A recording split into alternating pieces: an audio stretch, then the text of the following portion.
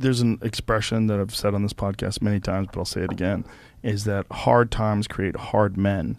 Hard men create soft times. Soft times create soft men. Soft men create hard times.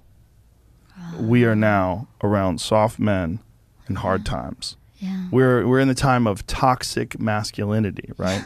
Where you could be toxically male. Yeah. And then if you're suppressing masculinity, you're going to bring on hard times. It doesn't mean masculinity doesn't mean you're mean. Yeah. It doesn't mean you're angry. It means strength. Yes. It means discipline. It means the ability, like you need a military. And if you don't think you need a military, you need to go and pay attention to the rest of the world, because there's militaries all over the world that are doing horrific things. If you don't have a military in this country that can combat that and at least act as a deterrent to them doing things, you're going to get taken over. Yeah. That's what's happened.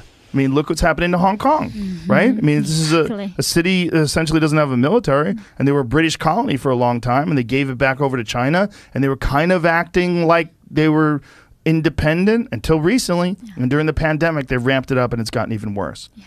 It's exactly what we talked about. You can't be weak. Yeah. And in this country, being weak is thought of as a virtue. Yeah. Jordan Peterson has a really interesting way of looking at this, and he said it to me once, and it made a lot of sense.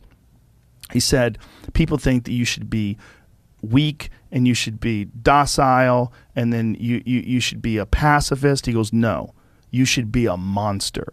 He said you should be a monster, you should be ruthlessly ambitious, and then learn how to control it. And it's that old expression, it's better to be a warrior in a garden than a gardener in a war. Wow.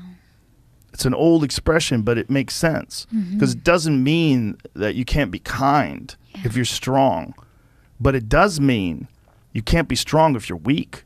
Yeah. If you're weak, you're fucked. And there's a lot of weak people in this country right now that are trying to take control. And they're gathering up all the other weak people, and they say, yeah, let's all be weak together. Yeah. And they're willing to embrace all sorts of ideas that have been disproven, not just disproven, that have caused the deaths of untold millions of people in Maoist China and Stalinist Russia. And it's crazy. And they're short-sighted. And they're short-sighted because in the short term, they want their tribe to win, and there's so many weak people that'll join along with them. There's so many just simple-minded dullards that just want to promote their tribe. Yeah. I mean, they encourage you to be triggered. Yeah. They encourage you to be weak, right? When you go, then they try not to expose you to any reality.